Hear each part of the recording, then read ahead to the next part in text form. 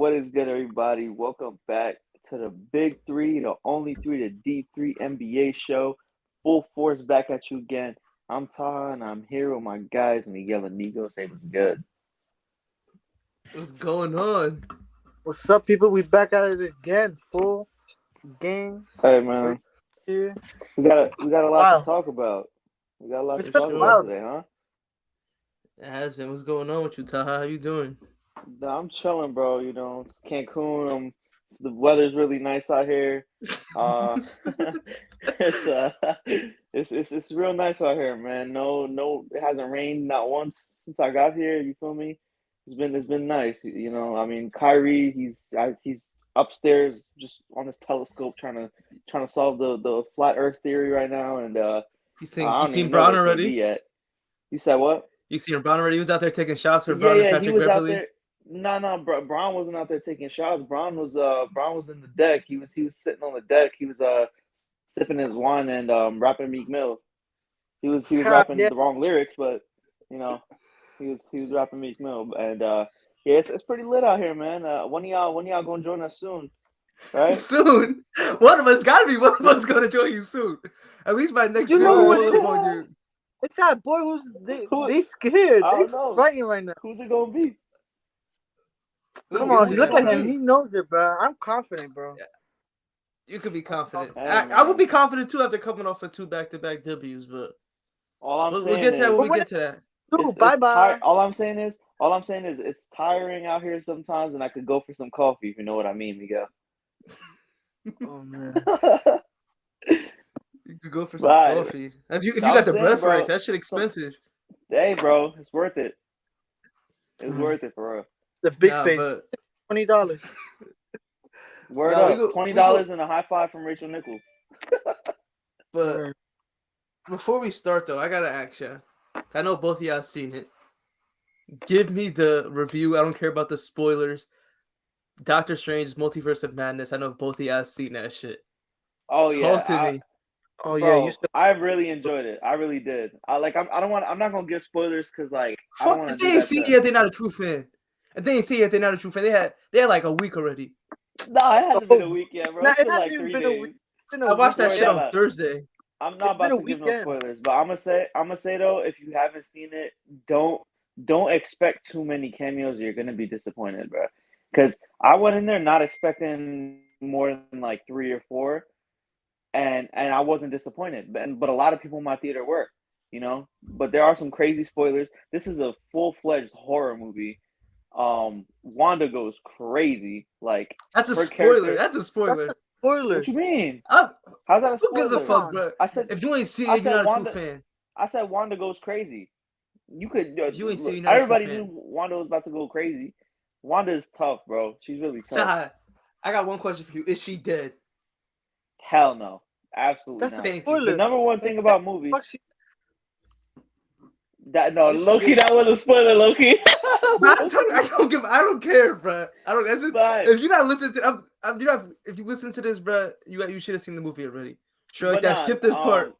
On Is on she some real dead? shit though. It is a No, spoiler though. no, no. I don't think so. One thing about movies though. One thing about movies, if you don't see a character die, then they're not dead. Simple.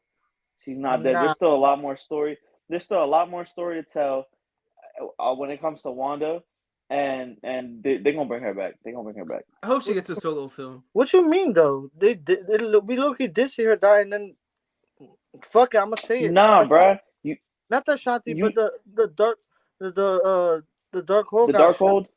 Yeah, the only way you could close it is by fucking killing yourself. So commit you're Sacrificing yourself. sacrificing. But Yeah, but sacrificing she's the yourself. Scarlet Witch, bruh. Like they could easily make up an excuse for her coming back. They That's a could be like, real oh yeah, bitch. You see, you're forgetting the point. You missing the point. shit. What happened right before the Scarlet Witch? Right before that, What happened? She they said she heard said that that her she kids. has to close. They showed You her said the kids what? were fake. They showed her that the kids were fake, and then she changed back to normal.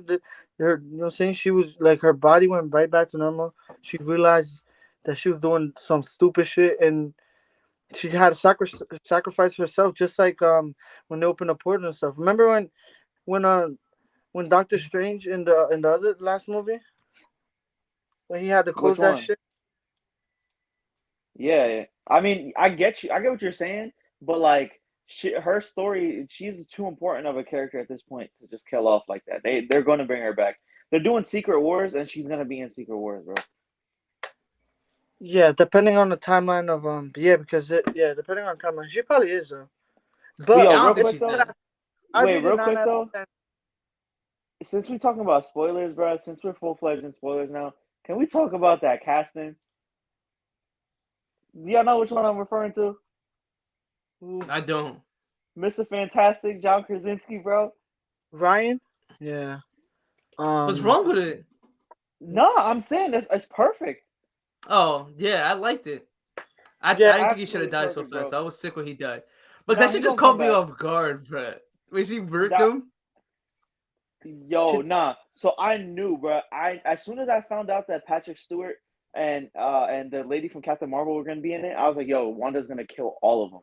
Like that's how I knew, bro. Like literally, as Cat, soon as you I really seen knew that Wanda. That's Cat. You really thought Wanda was about to be the enemy? That's on everything Cat. I love, on Nobody. everything I love, on everything I love, bro. Bro, the Scarlet Witch That's is a Cat. There's villain. no signs of nothing. That's Cat. Exactly, Everybody bro. thought That's what I was saying. I don't want to hear it. Everybody in the fucking movie was like, "What? She got Bro, enemy? No way." That's bro, Cat. in the comics, Wanda murks all the X-Men, bro. Like, bro, she like the Scarlet Witch is evil. Like that's like Dark Phoenix. Like obviously the person isn't evil, but the thing that they become is evil. I knew Wanda was about to murk all of them because I knew, bro, Patrick Stewart is like 100 years old. You really thought that he was about to stick around for more than this, just this one movie? Be Yeah, real with me. but they brought him in for this one movie. I mean, he wasn't in. Exactly. I knew he wasn't. I knew he wasn't about to be in any other movies past this. John Krasinski is going to be in the MCU's Fantastic Four, but Patrick Stewart's not going to be the MCU's Professor X. He's not about to be sticking around. The lady that played Captain Marvel, she's not going to be sticking around, and neither is Black Peggy? Bolt. They're going to get a new Black Bolt. Yeah, Peggy yeah, because Carter, I can see coming back. She's that's probably gonna because get her own TV show. you're not gonna get none of those people back, other than probably the guy from what's his name, Ryan from Fantastic Four, because it was all fake. Because that all happened because it was the universe when the multi Yeah, universe. that's not fake, but Yeah, no, Well, not no, no. fake, I but think they're gonna bring back. I think they're gonna bring back half of them. I think they're gonna bring back Captain Carter. I think they're gonna bring back Mr. Fantastic, and I think they're gonna bring back Mordo, because obviously Mordo was still in the MCU, so yeah, he's not going the nowhere. MCU's version of Mordo wasn't in this movie. Yeah, But still just he's probably gonna be the main villain of the third one. before we get too Because in the carried away, comics, he's Doctor Strange's biggest villain. just give me a rating on the movie 1 through 10. 8 out of 10. I put 9. Give it a 9. I give it a 8.8. Man, what? 8.8. Why You such said a 8. You're the random number? lowest. He said, why so low? What'd you say? He said, why so low? He was the one who Nah. gave the lowest. No, I didn't say why so low. I said why such a random number, like 8.8. Because you got to be specific when it Like, comes to shit why like is this, it- bro. So why isn't what makes it not a 9 for you?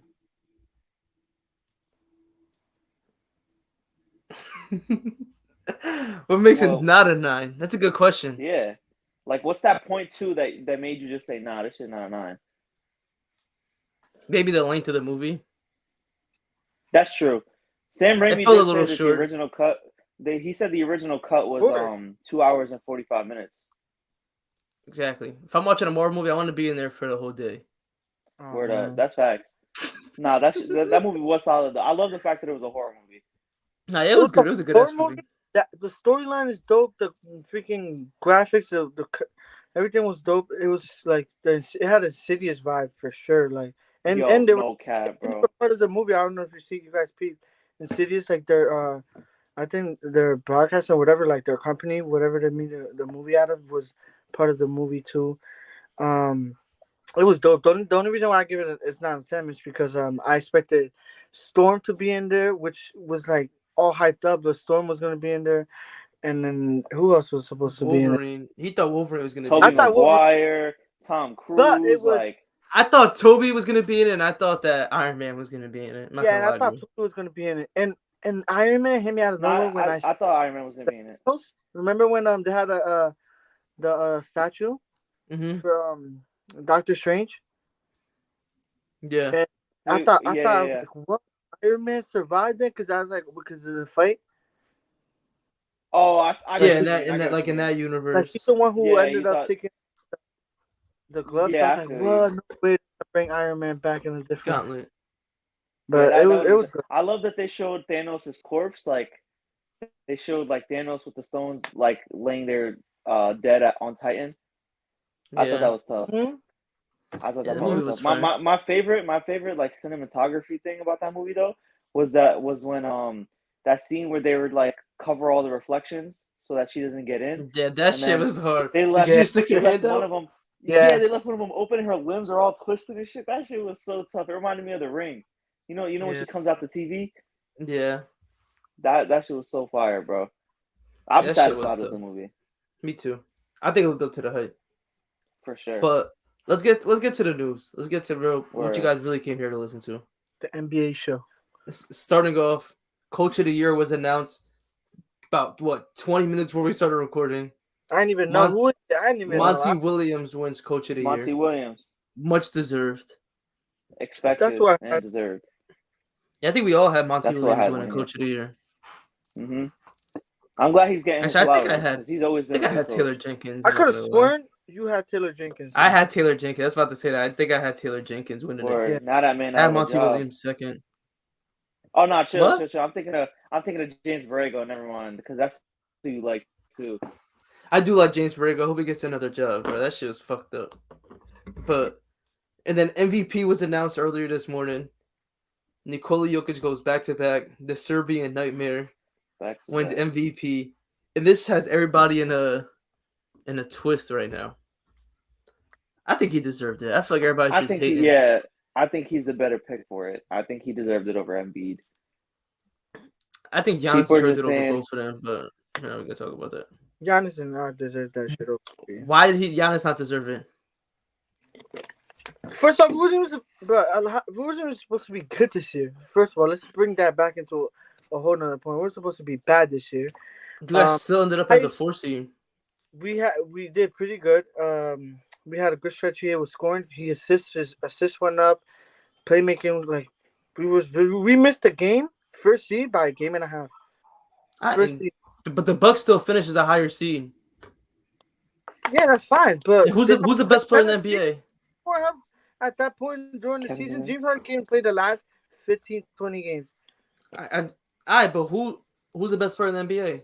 Who's the better team? Like Milwaukee. They do have the better team. I'm not saying they don't. But what is your reasoning for giving Embiid a vote over Giannis though? I don't get it. Giannis is more impactful on both sides of the ball. He's better scoring. He's the better scorer. I don't want to hear that shit. What? You telling me Giannis is a better scorer? Bro, Giannis is a walking 30 points. You don't even believe that. He's not a better scorer. Giannis doesn't have to flop to get his points. Oh my god. Ooh. Should Embiid do be flopping? How is that flopping? It's not even. He don't flop, bro. No, Embiid do be some flopping, fouls are flop. Some fouls are flop, but don't even cap. All of them are foul. They found me as a big man. There's no such thing as a guy like who can move like that at his position. How about this? You watching the game yesterday? Embiid did a Euro step, and they said that's the Giannis step. That's just note that, bro. They was comparing him to Giannis. He did a move yesterday, saying him moving like that. He's doing what Giannis does. Giannis is the same height as him. Nobody moves like Giannis. Nobody moves like him. You're delusional if you really believe that he's a better scorer. He cannot dribble the ball like he cannot shoot the mid range. He cannot shoot the ball like him. The only thing Giannis a better scorer than Joel Embiid, bro. Is take it probably to the lane, and what like barely because Embiid's he'll push you right back into the fucking paint and dunk on you right on your head. If the points are coming in the same amount, what's the difference? And Giannis is doing it more efficiently. He's a better scorer. He's doing it more efficiently. He's a better scorer. What about the other aspects of basketball? Playmaking. Giannis, hands down, defensively. His playmaking went up. He got better off the post. The reason why we've been so successful in the fucking season. And he got better, but he's still not on Giannis' level when it comes to it, though. How much is Giannis? Doesn't Giannis average like 5 assists? 6 assists. Okay, yeah, like 6 assists. Embiid does not average 6 assists, bro. He's at like 3, 4. No, he's not. He's at 4.5. That's that. What is that? Rounded up to 5. 5 assists. So Is that do you the think actual Embiid is number? Is that hold on? is So you that think That's the off the Embiid top is of your better head? than Giannis? actual number. 4.5. So you think Embiid is better than Giannis? Huh? So do you think Joel Embiid is better than Giannis? That was not your question. No, but that's what you're saying it like he's better than I'm asking you. No, Who's a who better played player? better? MVP? Well, Who? his I'm question going was with who's the best player in the NBA. So if you say Embiid, then that means you think he's better than Giannis, what's we're talking about this right? season. He's an award for a single season during the NBA season. Am I not? Am I not correct? And I actually, when we were talking about, So I that's asked you, what. Yeah, Jokic is better than Giannis. he's not. Okay then. So what? What do you mean? What did you I ask me? literally just said I thought Giannis should have won MVP. Yeah, he just That's literally what I said. No, you just asked me if Giannis was better than Embiid. I, No, but and the I was conversation getting with the started MVP. because I said Giannis should have won it, and you were like, oh, but Embiid, we weren't supposed to be good this year. Embiid did this, Embiid did No, that. no, you said That's it. Is that not what no. happened? yeah, because it started off with the MVP conversation, and then it went to the who's the best player in the NBA, You said you'll and give then your you said and Giannis should have won, and I said Embiid should have won. Exactly. I stand on that. I just think Giannis is the best player in the NBA. Nobody impacts the game on both sides like he does, and his teammates missed majority of the season, and he kept them afloat. They were a 3 seed this season, borderline a 1 seed, just like you guys, but they had a better season. But yeah, Jokic, shout out to Jokic. Is he going? We gonna word, give him well his deserved, respect? Well word, deserved give him his MVP, flowers. back to He back, deserves future it Hall of Famer. for sure. Nah, yeah, he had a great season. He did. This is the first time in a while I remember there being back to back MVPs. I didn't even think about that. Cause yeah, 'Cause Giannis won it back to back. yeah, and then now Jokic. Yeah, I didn't For even know. I didn't even know. Yeah, I didn't notice that either. But we're gonna keep it pushing with the news. The Sacramento Kings hire Mike Brown to a 4-year contract to become the franchise's next head coach. Thoughts Hey, on the bro, signing? Do you guys like it? I don't like that's it. the best hiring. That's the best hiring they've had since like a lot. Like since the last time I can remember. Who was the last good coach that they've had? It was Luke Walton. Then it was It was what's his name? Dave Yeager was the last good coach they've had. true. And he's this Mike Brown's arguably better. Yeah. Like I could pull up Mike Brown. He's been a coach Then they for had George There Karl. were better options on the board. I'll tell you that. Mike Brown coached that '07 finals team, no? With LeBron, the yeah. Cavs. So he coached LeBron on the Cavs. He led them to 1, 2, 3, 4, 450-win seasons.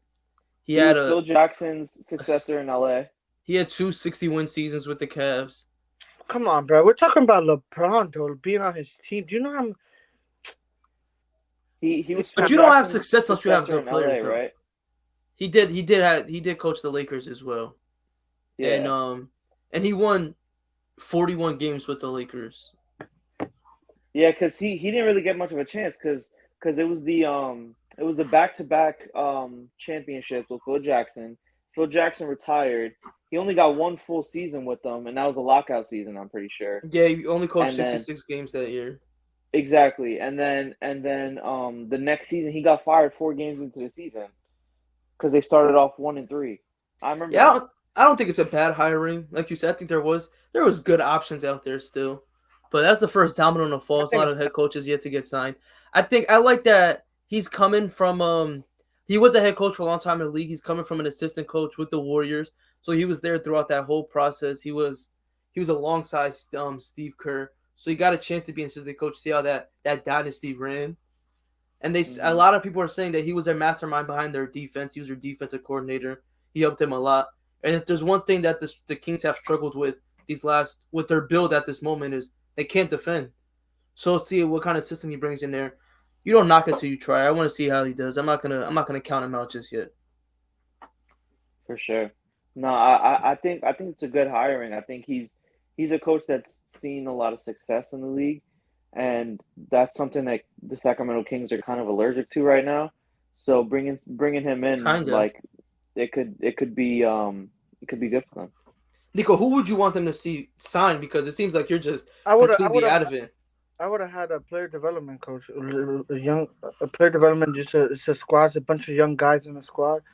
You got DiVincenzo. I don't know if they're gonna resign him, bring him back, but so they got Sabonis. They got a bunch of young guys. I would have went with I mean, I forget his name. The guy that was coaching before Nets, Steve Kenny Nash. Atkinson. Yeah, I would have went with him. I would have went with him. James Borgos just got fired. I would have interviewed him right away, especially with a young team. I think I thought he actually did a great job in Charlotte. I don't know. I did. They had to do something. They had to show something to the players. They're like, okay, Shit, hold we're gonna on. fire the But coach. you can make the argument though, Nico. You can make the Next time, argument. You can make the argument that Mike Brown has also developed a lot of players because you look at it, he had a young Cavaliers team with not much going for them. Yeah, he had LeBron, but who else did he have? it's a young LeBron. Do you know how crazy LeBron was at that age? Unstoppable. He, Like I don't bro, know. I don't he want had to a hear. 20, he had a I don't want to 22-year-old talk about LeBron, Cleveland. and then a bunch of he had What happened Boobie with Gibson, bro. He had Boobie Yeah, Gibson. that team was trash though. We keep it in a stack. Like outside LeBron, bro, that team That, was dukes. I get you. That's what I'm when saying. But I'm when he saying the he. assistant job when he But went when obviously he threw with LeBron didn't score all the points. Obviously those players contributed somewhat, and I feel like he gets the credit. He should get the credit for that because LeBron wasn't really much of a team first player until he went to like Miami. Yeah, he To be didn't learn how to honest, win until he got there. He was still young. exactly. Like he was really I- just focusing on his own stuff and trying to score a lot, trying to get the wins. Like his best scoring seasons are from those early Cavaliers days. You know, he wasn't really like racking them assists like he is now. Like he was, but like not as much as he is now. You know what I'm saying? I feel like that the fact that they made it that far, obviously LeBron should get the credit, but when it comes to all the other players, I think Mike Brown gets the credit for that one. 66 wins, bro, with that team. That's impressive. And a It is. finals appearance. Yeah, there's the two finalists. Go ahead, Nico. Go ahead. a whole different generation. Basketball, just way better players out right now.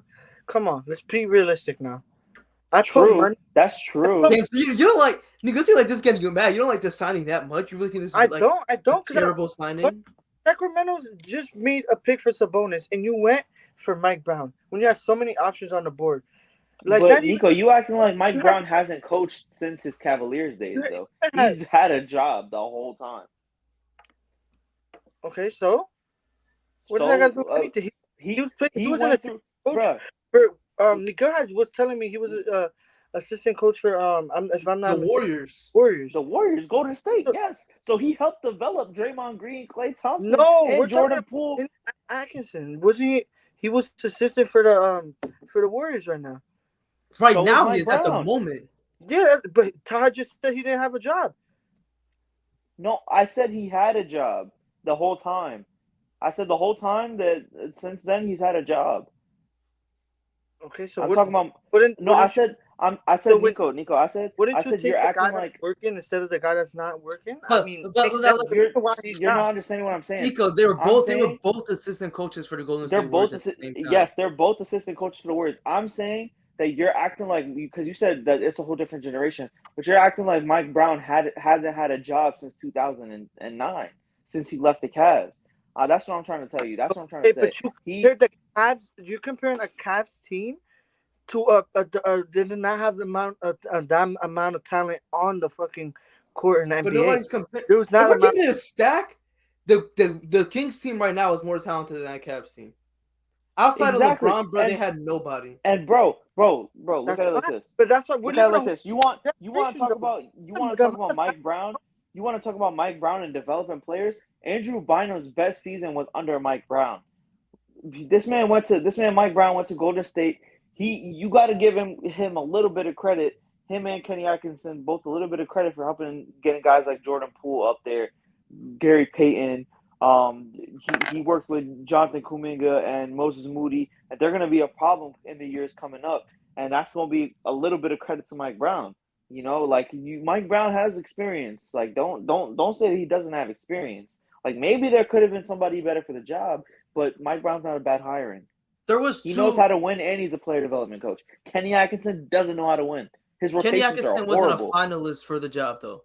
So the He finalists for the wasn't. job was Mike Brown, it was Steve Clifford, formerly coaching the Magic, and it was Mark Jackson. Wasn't D'Antoni also? I don't think he was a finalist though. He got interviewed Oh, for the okay, job. I don't think he okay, was a finalist. Those were the three okay. finalists for the job. And it is what it is. Like it's just the Kings. I think that they're obviously in a rebuilding process where they have been. So you gotta hire who you can hire. They're not in a win now position. I think they are. Exactly. They are with the amount of you got De'Aaron Fox in another year. Like, what are you gonna do with that? De'Aaron Fox and Sabonis are they're younger than 25 years old though. But can they play together? Is that the real question? We'll find out. Like we have to find out. You feel me? Okay, and they were not a great team after the trade either. So they were a bad team. They were. It was also like you just putting a team together that sucked already. Like they were already a bad team. You're just putting it together for the last 20 minutes. You had Justin Holiday, Lamb, DiVincenzo, Sabonis. That's 4 great role player guys, and you still wasn't able to work anything out. I think, especially with Sacramento having De'Aaron Fox, I mean they got something. If not, move his contract. Try to find someone another not a guard, but maybe a winger that could play an actual fucking scorer, a great scorer. You can move De'Aaron Fox for sure. I think you have to see how the team plays out first. Like you literally give them like a 20-game sample size. No, and a lot of that Sabonis was injured. But the question, Taha said they're not a win team now, but they are. If you after the trade that they made it. They're trying to win. Well, what do you? I'm saying they're not a winning franchise. You're not Nico, looking at the roster like they're going to be a contender next year. When last time they made the playoffs, Nico, pre-K. But what does that got to do with anything? Miguel about to have a kid, bro. They just made a trade. Pre-K. Okay. I just told you the move they just did. That's 4 good role players. But you're not even going to give them a season to like integrate everybody. Like you're just going to say after what you've seen last season, 20 games, you're like they got to blow it up. And that's what you're saying. Like you should just said they should just move De'Aaron Fox. That's what you just said, bro. I'm disagreeing with not them being a winning team now. That's what I said. I don't think they are. A winning team now. Yeah, I don't think they are. I think there's a difference between you attempting to make the playoffs and you being a win now team. Like the Timberwolves made the playoffs last year, but I don't think they're a win now team. They're not a final product. They're not contenders. Like a win now, yes, they're trying to make the playoffs, but they're not in there pushing all their chips in the middle like a Phoenix Suns trading for Chris Paul. That's a win now move. Yeah. You guys trading for James Harden is a win now move. That means you're trying to win. You're trying to make something. You're trying to make a run out of it. So that means that you're trying to. I guess we look at it differently. I guess we just look at it. I don't see that because you're not looking at that roster like, oh, they're about to make a run next year. Then every team will not try to go to the playoffs if you're not trying to win. If you're making a trade like that. But you don't. It's not just you make the playoffs. You're automatically like you have to build steps towards that. You have to get to that level. Like you have to have your ups and downs. You have to like fight through adversity in order to get to that spot. That's what. Exactly. So you're proving. Aren't you not proving my point? You're trying to win. You're trying to make the playoffs, but you're not. But in the playoffs, what is it? I think you're mistaking. Trying to make the playoffs and trying to win now. Like I look at them like how I see Orlando Magic 2 years ago. That's where I think they're at right now. And what did they do? They made the 8 seed. Yeah, they kept making the 8 seed because they were trying to win when pushed with that team. I want to say they were trying to win. I think they were just trying to make the playoffs. Yes, they were. They were really trying. But the players that they had, they were getting a little older. Right now, the Kings players are young. Like they have time.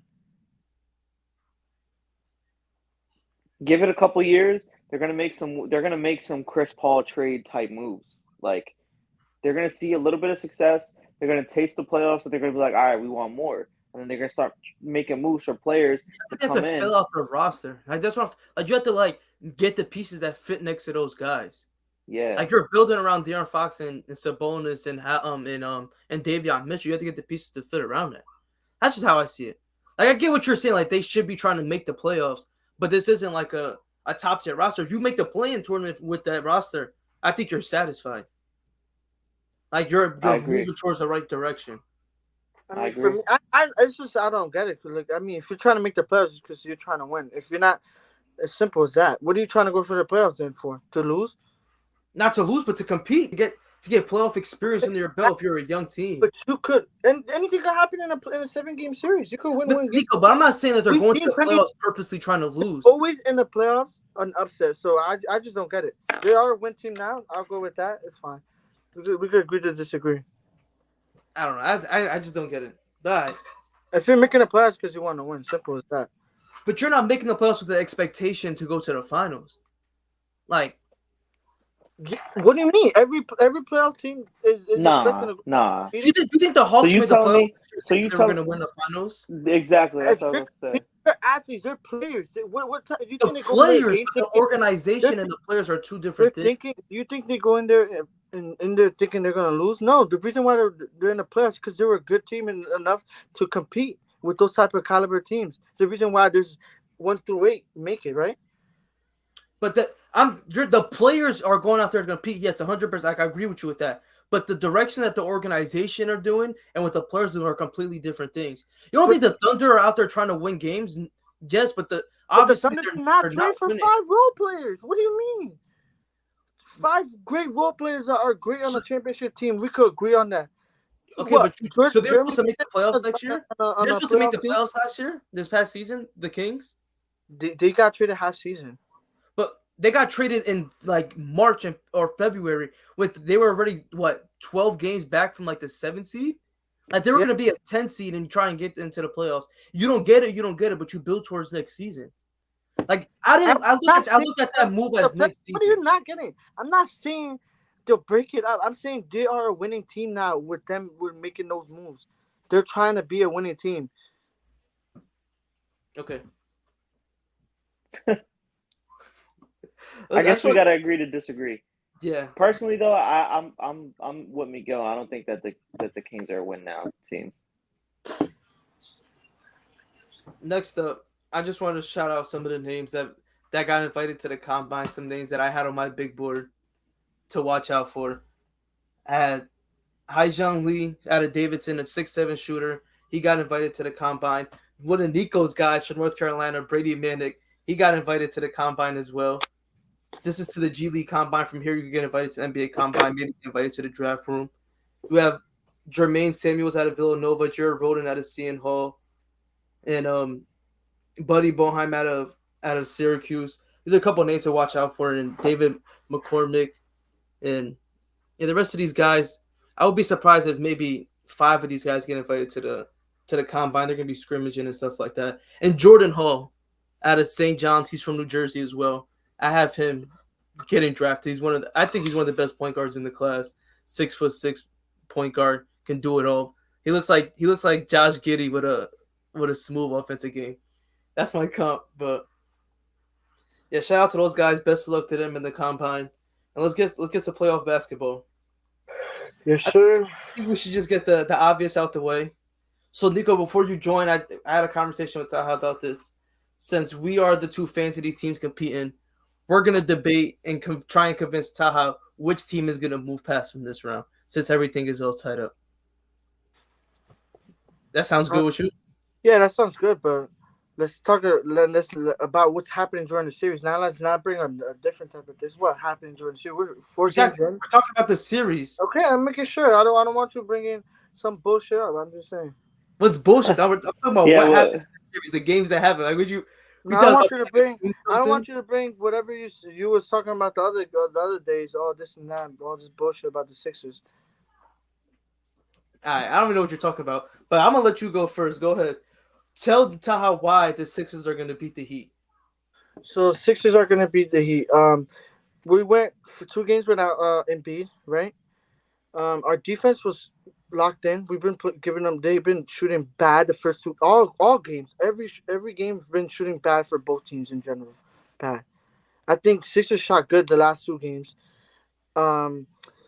Rebounding is a problem. Now when Embiid in the lineup, it's a different problem. First two games you're seeing is they're not getting a lot of offensive rebounds. Bam is not as active as the first two games that he was making a big a big threat on the offense and just off of rebounding because it's giving you more second chance points and they're a great shooting team. So if he could rebound and kick it out, it's an open three. Danny Green's been really good. I mean, he's in a great rhythm right now. Last two games, he's playing good. I think the only way we could lose is just by Doc Rivers. Doc Rivers just he got to make better matchups. We've been good though, honestly. Maxi's been there. Tobias been our X factor for sure. I think both sides of the court. Defensively, he's been on point, just talking. James Harden's been active on offense, just talking. He's been better, just playmaking. Our offense is flowing. Defense been pretty good all series. The only reason why we lost the first two games was because of offensive rebounds. If they just had so many offensive rebounds, it was just bad. They were just making us look small and if we could keep Bam from being unactive like he is right now, just I think we could let Jimmy eat. I think that's fine with Jimmy eating, just because he's not a big threat of a shooter where we could go him just start shooting lights out. He's gonna have to his buckets are gonna have to be tough and physical. So that's this type of game. I think we could live with that. I think it's just offensive rebounds. So I'll just say I got sixes and seven. Last two games we won. Momentum's all again. It's all with us. And B's back. He's been playing at a good level with a broken fucking face. So and a fucking torn thumb. So you're telling me Sixers don't win? Then you're crazy. And I want my 200 in cash. We got a bet going on too. So No, do we? I didn't know about it's that. a double. It's a double or nothing too. Because he was the And the loser What's the thought the original Raptors were bet? gonna sweep us 4-0. What? Ooh. The Raptors series. I did not have the Raptors We sweeping. bet I on had the the Raptors Raptors in series. 6. I know. I was So the just bet playing. y'all made Relax. a $100 bet Yeah, that. and then we doubled or nothing it. I wanted to do double or nothing. Oh, okay, But he's not and you confident now with lost. that shit. He regrets I'm, that I'm shit now. still confident. Like I really. So first of all, I just want to shout out something that you were wrong about. The Heat still out rebounding the Sixers in Game 4. Game 3, the Sixers out rebounded them. Yes, Bam did play bad in that game. It's Yes, not as bad as the first game. they, Come on. okay, they still out rebounded them It's in Game not as 4. bad as Okay, it's yo, extra I let you possession. speak, bro. I let you speak. I let you speak. When you were talking, I was completely quiet. I'm letting you talk. Yeah, because you didn't have nothing to deny against. Now I'm you not, because deny I'm gonna let you me, right? speak. I'm not So I gonna can cut you respond. off. You deny because you had nothing you didn't even get to go for me to even say nothing, and you threw something back at me. So I let you know it wasn't as much as the first game too. So that's a great point to bring up. So can I speak, or you're gonna cut me off again? Okay. In Game 4, they did out rebound the Sixers. But my whole thing is, I think with the Sixers, the way they won these last two games isn't sustainable. You shooting, the Sixers shot 48.5% from 3 in Game 4. They shot 48.5% from 3 in Game 3. And they don't have shooters on that level. That's just unsustainable. The Heat shot, I have the exact number. The Heat shot 11 of 31. No, they shot 10 of 40 in Game 3 and 4 on wide open three-pointers. 5 of 24 on wide open threes in Game 4. That's unsustainable. Shots like that are going to fall. Shooting is a variance. Shit like that happens. I think that's my whole reason behind it. And I think you look at the way they have lost. Jimmy Butler has gone off in both games, dropping 40 in Game 4, 33 in Game 3. They've shown that they have nobody that could guard him, nobody that could stop him from getting to the line and getting to the basket. The only thing they need is the role players to step up. And Bam had a great game in Game 4. He shot 9 of 12 from the field with 21 points and 7 rebounds, 4 assists. And I don't think he played bad in that game at all. It was just the shooters that didn't show up. But role players play better at home, and we've seen that on the Philly side. Danny Green shoots 7 of 9 from 3 in Game 3. That's not happening more than once. And we've seen James Harden go out there in Game 4, have just an anomaly performance, scoring 16 points in the fourth quarter, where in the first 3 games he combined for 10 points in the fourth quarter. The first 3 games. Game 4, he goes out for 16. And he has his first 30-point playoff game in over 2 years. I don't see that happening again as well. Do you have anything to say? Do you want to rebuttal? That concludes my reason. You got a rebuttal, Nico?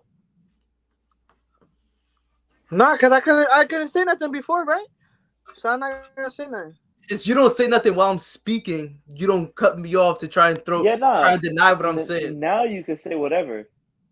That's how debate works. You go back and forth. You let your opponent get their conversation off, get their monologue off. Word. So Nico, do you have a rebuttal? He don't. I mean, did you hear first of all, he said Jimmy dropped 33 and 40 and he lost, right? That's our tactic. We want him to eat because he's gonna force the shooters to shoot. They shot 58. They missed 58 out of their last 71 shots. He didn't tell you that. Their last 3. So they haven't been shooting. They haven't been shooting good at all all series, and they're one of the best shooting. They're the best shooting 3-point team. So do you not think that's gonna level out? Okay, but we've been playing great defense. That's the fact. The fact that you I just said 40 wide open threes that they've attempted. The fact that you are discounting our defense is crazy. We're forcing you out to shoot threes. If you watch the games, even the own commentators brought it out and said it on live game. They're forcing you guys to shoot, forcing other players to shoot, and you guys you guys been shooting. You can't even say 1 or 2. It's all series. 58 of your last 78, and that was before game. That was before game 3 and 4. Those are games 3 and 4. They have 70 combined 3-point attempts in the last 2 games. Okay, even better. It's even worse. This is even worse. And for you trying to say that we're not a shooting team, I brought it up before even the playoffs. We've been shooting the ball ridiculous. We broke our franchise record. We've been shooting the ball pretty well actually. So the Raptors was a great series. I think that's what's actually helping us because we're already playing at the level of the physicality that we have to be in level. I think them playing the Hawks, actually it's gonna hurt them a little just because at that level we played a whole series with that. I think we'll be fine, and I think we could pull out the win. I honestly do. I think we're gonna win, and I want my money. My final quote: I think water reaches its level. They're the best. They finished the season as a number 1 3-point shooting team in the NBA, and they go back-to-back games shooting 20% from 3, shooting 10 of 40 on uncontested wide open threes. Uncontested, that's 5+ feet closest to the 5+ feet between the closest defender. They miss 30 of their 43-point attempts from that range. Water reaches its level. That's all I'm gonna say. Yeah, Nico, do you have a final? And not just on the Heat side, Philly is not gonna shoot 48% from 3 for 4 straight games. That's not gonna happen. I'm telling you that now. Yeah, you said that about last game 50, too, and they did it. So okay, I said for 4 games, 2 games, yeah, they could do that. For 4 straight games to shoot. Say that last time. 50%, for 4 games to shoot 50% from 3 is an anomaly. No team in the NBA could do that. And definitely not Philly. All right, that's fine. That's fine. We're playing good. Close it out. We're in a great momentum. We're fine. We're confident going into this game, going back there. All right. So before I say what I think is gonna happen, Nico, do you have a final closing statement? Bro, you asked me 3 times. No. Yeah. We know you're trying to say that. We know that you're a Philly hater. We know you're gonna go with Miami. What? Go ahead. Pick them. Yo, all right, bro. Because all right. So what was the point of even doing this whole thing if you think that my decision was gonna be based off of my hate for Philly? Because I hate Miami more than I hate Philly. I'm just putting that out there right now. No, you don't. No, you don't. Bro, you're a James Harden. You're a James Harden hater. Bro, I've been a known Miami hater. I've been a known Miami hater. Of you talking shit about us? Like, come on. You hit on us. Obviously, I'm going to talk shit. I talk shit about every team. Chance you have. I'm saying though, I've been a known Miami hater for over a decade at this point. And I'm telling you right now, they're just deeper than y'all, bro. I think the main point that Miguel made was the fact that you guys aren't gonna have nights where you're shooting like that again. That's just something that I think. Like I just don't think that you're gonna have nights where Philly's just shooting lights out like that again. Simple. Maybe one more time in this series, but we're what 4 games in? There's 3 games left. Like I feel like once they go back to Miami, they're gonna win the game in Miami, and then Philly's lucky if they win another one at home. But I don't think they're gonna take one on the road. If they take one on the road, then that changes the whole course of the series. But I have I a feel. stat I forgot to pull out. Can I say it? Go ahead. Yeah.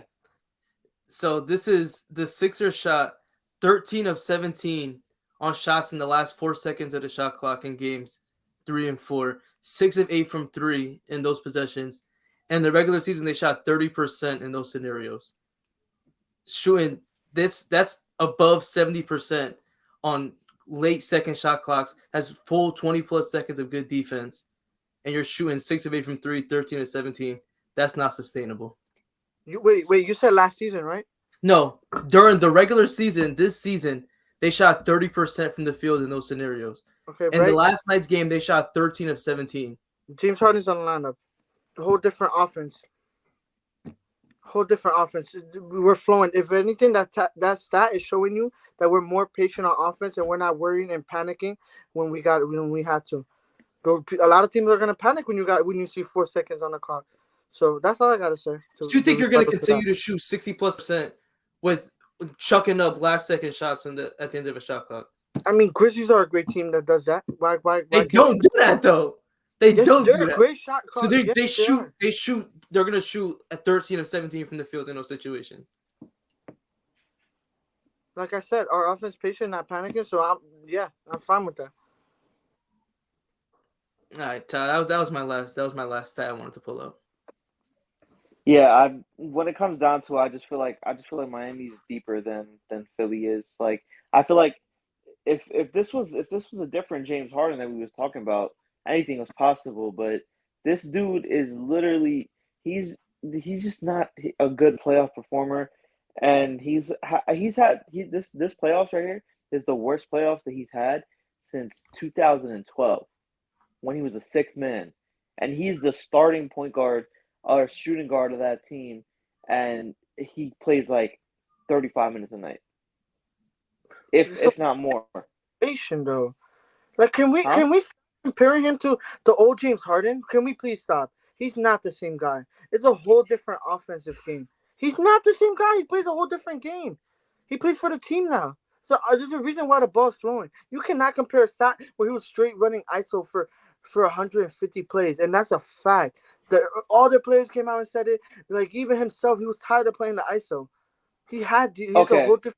He has a bunch of players around him now. Even Can I before say something in response to that though? that would go, but I can never finish. Go ahead, finish. I'm just saying I have something to say in response to that. Go ahead. Go ahead, finish. He left, bro. He's not even over there. Huh? So he's not even over there. I don't know. But What were you gonna say?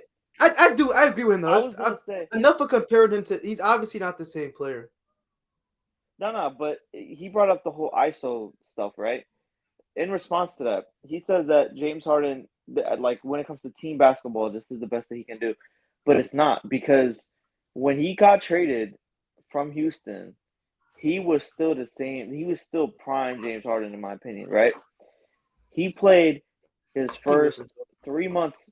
He played his first 2 months after the trade deadline, and he was still that same James Harden, but he was playing alongside Kyrie and KD, and he was still averaging James Harden numbers, and he still looked like James Harden. So why can't you do Averaging that James in Harden Philly? numbers, Taha. Don't You even come hear over the here, nonsense that he's coming out his mouth. He just said he was doing the same thing. No, he wasn't. He was averaging 22 points when he went to Brooklyn. He didn't average no more. He averaged Pre-hamstring 24 injury, points. He averaged 24 points on Brooklyn. If anything, bro. the Pre-hamstring MVP injury season when though. he came halfway through the He had a season. couple 50 clips when he was playing for Brooklyn before his hamstring injury. No, he didn't. Bro, He hold did on. not have no 50 clips. Hold on. Because I'm looking at it right now. I'm looking at it right now. Bro, I swear I remember him having at least one. He had 3 40-point games last season. And It must have been a high 40-point game then. One of those was in Houston. So because I swear to God, I remember him having like the one most he game scored where he for Brooklyn was 44. He had this one game against Orlando where he was playing against when he was playing with us, where he just went crazy. I remember that game, bro. He hasn't been the same player since the 30-point bubble, triple-double. Nah, I feel like pre-hamstring injury, James Harden, when he was on the Nets, I feel like that was still like the last bit of prime James Harden that we had left. But I agree. Stop comparing him. Like, why are you comparing him to when he was a couple years ago when he's obviously not the same player? That's like expecting like Chris Paul to go out there and do what he did when he was on the Hornets or on the Clippers. Like, it's just like it don't make no sense. So you think Miguel, you think that James Harden is doing the best that he can right now? Yeah, I honestly think I would. It's a playoff setting. You don't think he's gonna go out there and try the best he can? He's just limited. Like he can't. Like he's not giving you. Like we've seen it in the games. He falls off towards the second half. He's just not in the same. Not the same shape he was in at that time. He's not the same player that he was. Obviously, his game he's taken a back seat, and that's why Tyrese Maxey has been having the games he's having because he's their he's taking a back seat to those guys. Fair enough. Either way, I don't think you could compare him. No, but I wasn't comparing. I said that if this isn't the old James Harden, so if it would have been, then it's not. Then it would have been a different story, but it's not. So I'm saying that's why I feel like that's why I think that this series is going to go to Miami because they like the top power. I think Philly and Miami are like neck and neck, but I would give the slight edge to Philly. But when it comes to being deep, I think Miami's too deep for Philly to manage. Because who Philly got, bro? That James Harden trade gave away all their depth off the bench, in my opinion. Like they got. I want to move on from this series already. Lost Andre Drummond off the trade. What you mean? He was Andre Drummond. And yeah, I agree with that. He's probably we obviously we need a center. We don't have a fucking center, but that's obviously gonna be the next movement we make in the offseason. But other than that, we don't got 15 guys coming off the bench to come play a playoff game. Let's keep it 1,002 either. Obviously, there are deep. Who you guys have coming off the bench? Okay, that's what I'm saying. We're not as deeper, but it's not as bad as making it seem like we got outplayed. I mean, George James. The bench is Tyler Hero's outscored the opposing bench in every single game by himself. That averages 22 points. But that's one player though. That's fine. I agree with that. But like to make it seem like we don't got no bench at all. Nico, don't have a bench though. Our bench unit's been doing good against the series. I don't like it's been pretty good. The bench has been the reason why you guys have been why you guys lost the first two games. The games were the last game was close and Miami shot 20% from 3 in both games and they were in striking distance in this one and in game 3 that was a convincing win by Philly. They outplayed us. But game 3 was a close game.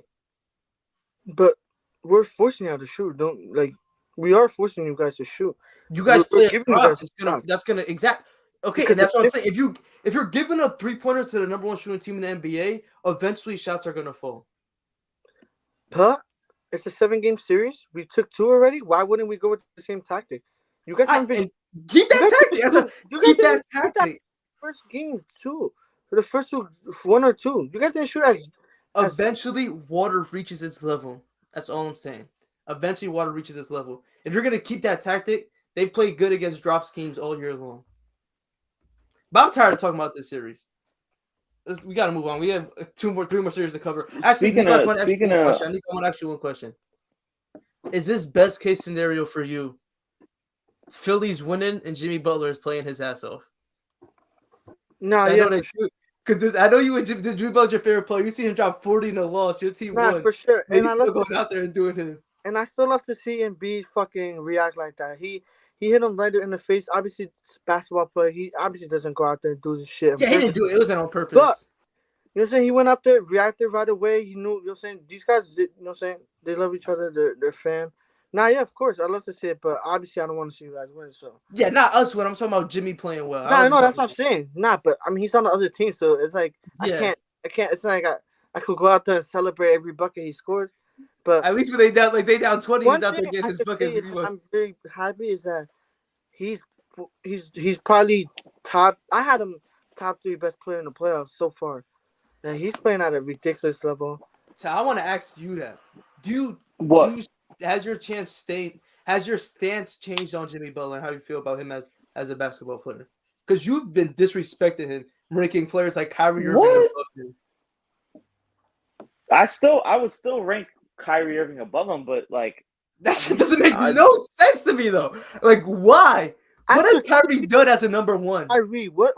Not even Like, that. Look at what Kyrie did against the Celtics. Look what Jimmy's doing right now. wait, Like he's averaging are we 29 talking about- a game. are we talking about as a leader? Or are we talking about as a player? What's the As a difference? player Straight- too. straight What are you talent, talking about? straight Jimmy's been basketball. good all every single year. If it's Do you going think off Jimmy his, could beat if you're Kyrie going in off a his- one-on-one? is it a 5-on-5 or is it a 1-on-1? If that's the case, Jordan No, Clarkson's better than Jimmy Butler. Like, come on, what are we talking about? No, I'm saying that's what I'm trying to clarify. Are you talking about like in the game, in the grand scheme of it, when it comes to leadership and everything, or are you talking about straight basketball? If you're talking straight basketball, I think Kyrie's top 3 in Leadership the league. brings basketball. What do you mean? If Kyrie's Overall top three in the league. basketball player. How about this? I seen this take and I 100% agree with it. Chris Paul is a more skilled player than Kyrie Irving. No cap. Who? Chris Paul is a more skilled player than Kyrie Irving. I gotta disagree with that. I 100% agree. Nico, is skill just Kyrie dribbling could the ball? shoot. Kyrie could go inside. Chris He's Paul a great could. scorer. Chris Paul. He's Could, just a okay, bad Chris Paul defender. could. That's what Chris his Paul- liability is on the court. Chris Paul's a better better Kyrie's defender more than him. athletic. Kyrie, you're talking about Kyrie doesn't dunk either. Listen to this. Come on, that's is not passing- athleticism. Is passing Kyrie the ball be a dunking skill? though. No, Taha, he dunked what 3 times in the last 5 years? Bro, he had a couple dunks last season. He had a couple dunks in the playoffs. Oh, in Milwaukee okay, so we're too. gonna Kyrie be dunking Well, here alley and there. oops. That's Taha, what we're it gonna is. we're I gonna haven't gas seen- up I a haven't simple seen Kyrie 2-hand catch dunk. alley-oop. And dunking isn't I'm even a not gassing skill. up, but I'm saying Dunking's not a skill. Why would you even bring you it up? brought it Hold up, on. not me. I didn't bring You up brought it dunking. up. I didn't bring up dunking. You brought Somebody athleticism. did. You brought up his athleticism. Athleticism is not a skill. That's God given. But we're talking about That's skill. still- that's Is a playing fact. defense not a skill? Is playing defense a skill? It is. It It is. is. And Chris Paul got that on Kyrie. Is playmaking a skill? Passing the ball, is that a skill? He's a better defender and Yeah. playmaker. Talk about Okay. scoring. Talk about Okay, shooting. talk about scoring. Talk about scoring. Can Chris Paul? Is Chris Paul not a great? Nah, you talking about- a great ball handler? Is Chris Paul not a great ball handler? He is. He Is is. Chris Paul not a great shooter? Yeah, but you're talking about okay. if we're talking about like we're comparing these two guys. I mean, Kyrie is an Chris- overall better scorer. He's okay, but that's not the only skill there is in basketball. Defense is a skill. Playmaking is a skill. Chris Paul could shoot. Chris Paul could handle. Chris Paul could get to the basket. He could You're right, finish you're through contact. That's all skill. You can say So he could has one Kyrie. skill. Kyrie has one skill that's higher than Chris Paul, and that's his ball handling, which is just more fancier than Chris Paul. But Chris Paul gets the job done with his. You're And right. Chris Paul- Nah, how about this? if you This is feel another like that, I skill. This is agree. 2 more. Leadership is a skill. Crunch time is a skill. Being a closer is a skill. And Chris Paul's a better closer than Kyrie Irving is. Nah, yeah, shit. He got a point though. He do got a point. The only thing, if you say it like that, you know what I'm saying, you break it down like that, then yeah, I mean, A better closer it's arguable. For a fact, he's a better closer than him. That's not. Chris Taha, Paul is top one of the 2 best closers of all time. One of the best closers of all time. All right, but Hands down. Kyrie is also a tough closer. Like, come on, bro. Kyrie has made the 2016 playoffs. was not that long ago. It's hard Taha, to say that, but Taha. that's It's hard one to say after Taha, Boston series. Kyrie's made a career off of one playoff run. That's the difference. He's made a career off of one playoff run, bro. And you're telling me 2016. What about Chris Paul this season? What about Chris Paul What last about him? season? He's What been about him? tough. I'm not He's been disagreeing the- with you. He's been But the I'm best talking player on about the number one scene. straight God-given skill. Kyrie's a better scorer. Kyrie's a better shooter. Kyrie's a better ball handler. Chris Paul got the playmaking and defense, but you look at everything. shooting is Chris not- Paul, Kyrie's faster than him. That's Kyrie not a can- skill. That's not a skill, though. How's speed not a skill? I would say shooting is a skill. Shooting is a skill, and the shooting gap isn't big enough for me to give Kyrie the edge. You're acting like Chris Paul isn't a good shooter. Like Chris Paul doesn't shoot 45% from the mid range. Like Chris Paul doesn't like he's not out here dropping buckets when he wants to. Like he didn't have a 40-point game last playoffs. Bro, Kyrie his field goal percentage and from the field and from the 3-point has been better than Chris Paul for as long as I can remember. That's not true. Bro, Kyrie averaged 50, 40, 90 last year, whereas Chris Paul was 40, 30, 90. 40, Yeah, 30, 90. 40, Chris Paul 30, shot 30% from the 3-point line, Taha. No, I mean he was in the 30s. That's what I meant. Like his field goal was in the 40s, his 3-point was in the 30s, and then his free throws was in the 90s. Last season, how about this? Last season, Chris Paul shot 49.9% from the field. That's 50%. He shot 39% from the 3-point line and 93% from the free throw line. That's pretty much 50, 40, 90. Like, what are we talking? But is it though? You're comparing apples to apples. Is it though? You're 0.5 off from being 50, 40, 90. When you look at the record books, is Chris Paul in the 50, 40, 90 club? That's fine. You look at the record books. Who's gonna go down as a Hall of Famer first? Who's had a better career? Who's gonna retire first? Kyrie Irving's gonna retire before Chris Paul does. For a fact, Chris Paul's playing longer than Kyrie Irving. I mean, but what does that got to do with anything? Exactly. When it's all said and done, who got a ring? Who got a ring? Been in the league for who got a ring? A long time. How many times has Chris Paul made it? How many times has Kyrie Irving made it out the first round compared to Chris Paul? Kyrie Irving's made it out the first round. They've made it the same, but he got carried. Kyrie Irving's never been the best. Kyrie Irving's never been the best player on a playoff team that's been successful. Stop it. He's never been the best player on a playoff team that was successful. Stop acting like he got carried, bro. He did get carried. Before LeBron got there, he didn't make the playoffs. LeBron left. He went to Boston, and they were better without him. Bro, he was younger than 25 years old when LeBron got there, bro. Before LeBron got there. Chris Paul was MVP candidate at that time. Because when he was younger than 25, like 8 years longer than before than Chris Paul was 25, he was an MVP candidate. Bro, Kyrie Irving had 3 seasons before LeBron joined. But wouldn't you agree that Chris Paul been an overall better player his whole career than Kyrie Irving in general? I mean, that's it. You're talking about him being 8 years before in. He was already playing 8 years in. I mean, you're talking about him being 25 and young. Like career-wise, Kyrie has never been a top 10 player in his career. He's never been that high. He's never been a top 10 player in his career. Are you serious? Last year, Kyrie wasn't a top 10 player? No. Like, you're not 5 and 6 off of 50, 40, 90. Okay, you're getting on the best team in the league. They were not a number 1 seed.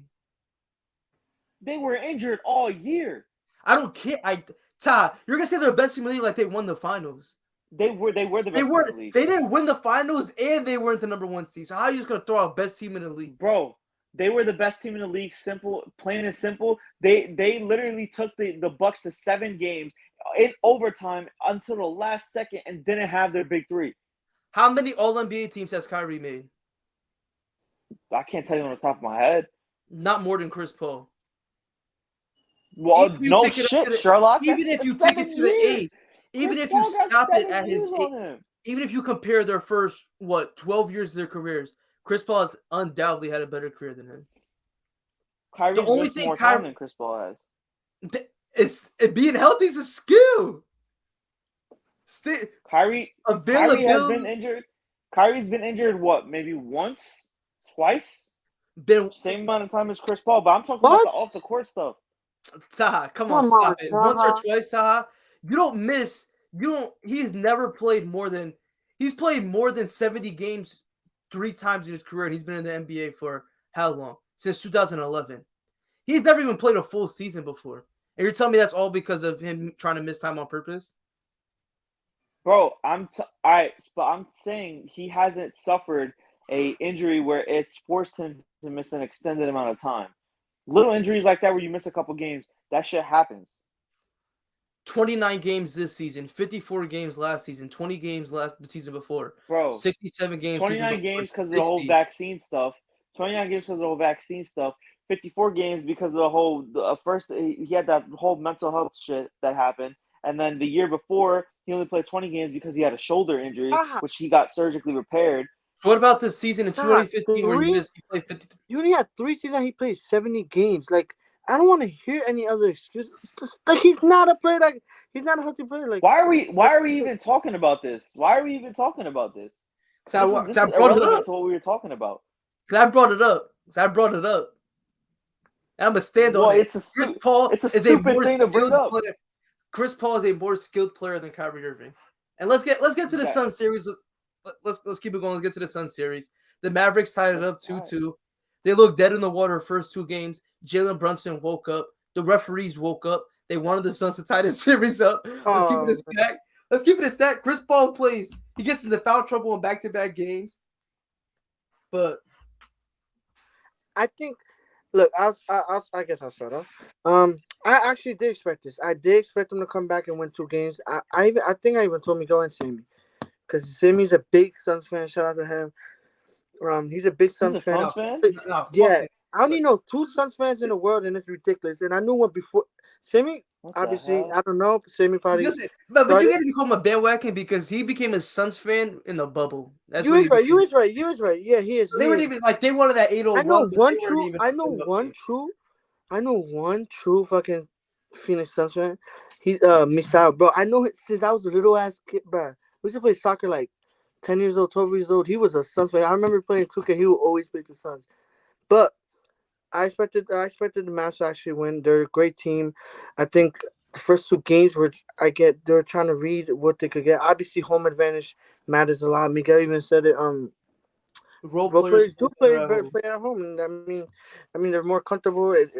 That's what you're gonna get from a team. But I mean, I think we're seeing more Luka of he's they're attacking Chris Paul for a reason. Him being foul trouble. Obviously, some calls are bad, but it's a lot of pick and rolls, and they're trying to switch on to him. It's Luka's. It's a big lineup. They go really small. If you think about it, they're not big at all. Like, I mean, they are. If you think it's a small big lineup, that's the reason why they go small. But they're a small lineup. Yeah, like 6'7". I mean, their center's what 6'11". Like he's not even he's not even 7 foot. Maxi Kleber. Yeah, he's 6'10". Yeah, so it's what I'm saying, it's tough. It's gonna be a shooting game, fast paced game, so they're gonna run small ball, and I think that's where you could take advantage of attacking Chris Paul, and we're seeing it. We're seeing Luka right here just getting better each game, and that's what you're gonna get from him. We've seen it in the Clippers series, both series. Like he just gets better and better each game. You know what's crazy? That you saying that when he started off the series with like a 45-point game. Yeah, but I agree with you though, because like his points have gone down, but he's been a better player, like defensively, everything. Yeah, I agree. Reading it's like more like reading the game of the playoffs, of reading at least that series. You know what I'm saying? The first 2 games they didn't know what to expect. I mean, at least the first game they even said it themselves. They did not even know what to expect. Like they don't know what to expect from the Suns. They seen what they seen at home. Their best. They blew them out the water the first 2 games. If anything, game 2, you could probably say. They had a chance. Fourth quarter with 7 minutes left. Chris Paul went straight 18, 13 points in a fourth. He's been fit. Even Kyrie can't do, but not even to talk about Kyrie. Chris Paul has been fantastic in these playoffs so far. Besides these 2-3 clunkers he's had in this series, he has been like the game 6 against New Orleans where he just didn't miss a shot. Like crazy. He's been on one, but not for a fact. But I'm gonna ask you, Nico, specifically. We see that they're going with the same game plan that they used when they played the Jazz. They're gonna go 5 out, and we see that it's tough to guard that when you're having your 5 out, everybody on the floor could shoot, and you just space out for Luka and Brunson. They could get downhill, and we see that they put up 44 3-pointer attempts in game 4. And they hit 20 of them. That's not sustainable. That's a lot. That's a lot of you shoot 45%. That's a good amount of threes. But we see that's their game plan. They're gonna live and die by the 3-point line. Do you give the Jazz a little slack, seeing that the Suns are struggling with it as well? No, I don't. I don't. I don't. No, it was just a bone. Like no, I don't want to hear it. They were for Jazz is like bro, we had them being like they were top 3 deepest team. I don't want to hear it before the Nah, season. yeah, they folded. They Their folded that roster, for sure. coach wise, like everything just went bad over there. They lost that game because Dallas they had more heart. They had more heart. Like that's what it really came down to because they won. Let's not forget they won games without Lucas. The reason, obviously, you know, what I'm saying they Yeah, didn't that's want what to risk him, Jalen Brunson did. Thank but they God. pulled off 2 wins without. Jalen Brunson turned into Luka. Not for real, and he's Yeah. he, He been really good dropped last game. 40 in one of those games. That's Yeah, he did crazy. drop 40. Yeah, the first game I think it was the first They game. fumbled, bro. They did. They Yeah, folded. They folded. But surprising thing too is Luka didn't play. If like numbers wise, he didn't have a great game in Game 4, and they pulled it out. But I think pretty. They were up the whole entire time. They made timely baskets, but he finished shooting 9 for 25, 1 of 10 from 3. You take away his 3-point attempts, they're shooting closer to 50. They shoot above 50% from 3 without Luka's attempts. yeah, So he goes 1 for 10. They finished 20 of 44. So that's 19 for 34 from the 3-point line. It's hard. It's hard to win a game when your opponent is doing that. yeah. But you also gotta give them credit though. I mean, we seen in the like you said, Jazz series. They shot really well. We're going They have into good shooters. They're a great shooting team. I think we're underestimating the shooting wise. I think they're great. You're talking about Bullock, Dorian Finney-Smith, Shoot, Jalen. I mean, he's not shout that. out DFS. He hit 8 3-pointers last game. Yeah, Cleaver's you're saying stretches out the court. Like they have shooters all around the court, and we also got to give them credit. So they, you know, what I'm saying their offense is based off of shooting threes. If we really go, it's because there's a Luka how. Yeah, it's a lot of driving kick between their two Yeah, guys. exactly. A lot of driving kicks. It's always pick and rolls. There's always a lot of open threes, and Spencer Dinwiddie's. You know what I'm saying he's probably going to be the X factor for sure. Yeah, he's been Jalen bad. Brunson had a big game. He had a big game, and the first 2 games he had played horrible. Like they were bitching him pretty much, and bitching him. They're babying him, talking Yeah, shit. you look at his face in his mata. Yeah, trying to bring his confidence down, and you know what I'm saying we've seen in the first 2 games. So I think Spencer Dinwiddie's probably gonna be the X factor though for sure. I think, in my opinion, because He'll pick it back we up. we know what Jalen I Brunson don't could think bring so. you. I don't think he will. I think we know what Jalen Brunson could bring you, even though he's not. He could still like at least get past a guy. Spencer Dinwiddie is not a true scorer as Jalen Brunson. So what can he do when he doesn't have the ball on defense? You know what I'm saying offense, leadership, just talking, playmaking, like just setting up plays, him being involved in some way. If you're not a great scorer, I think he's probably gonna be the X factor for sure. Especially the last couple of games. And I had Mavs in 7, and I still got the Mavs in 7. So I had the Mavs in 7 too. I don't know if how I still feel about that. But one thing about Dinwiddie in this game, in Game 4, they won by 10. He was a -2 for the game, finished with 10 points on 3 of 10 shooting. He just hasn't been good enough. But I think major X factor thus far in the series for Dallas has been Reggie Bullock. The defense he's played on Chris Paul has been some of the best we've seen over these last couple of years. Like Chris Paul's getting everybody fits all season long, and Bullock has come in there. He's had his strength. He's put up his weight. He's using his length, and he's just making it tough for him. And yeah, DeAndre Ayton he's not eating as we expected him to eat. yeah. I mean, He needs to be out of everybody on Phoenix, though. I think he's the one that needs to be better because he has the matchup. Like they're not Dwight Powell's. He's out of the rotation. He's no longer been playing for Dallas. They're going straight Maxi Kleber or they're running small ball with Dorian Finney-Smith at the 5, and they're just spacing him out. Yeah, they're spacing them out and then leaving the paint open and then getting these easy drives and at least easier drives. And I expected Cam Johnson to be better defensively too. Like they've really been picking on him a lot, and they've been getting what they want. They've been getting what they want. But yeah, shout out to Jason Kidd. He's just doing a tremendous job with this team for sure. We're my coach of the year. I'm about to say for real. You don't remember? But it's because I was, you know what I'm saying? I had so much respect. I think I did go with him. No, I went with Monty Williams. I had him in my top 3. That's what it was. Yeah, I think you did. I went with Monty Williams. I had him in my 3. But shout out to him. He's been fucking good. Todd, what are your thoughts on He this has series definitely been No, honestly, I feel like this is a series where people start waking up and seeing that like Luca's really that dude.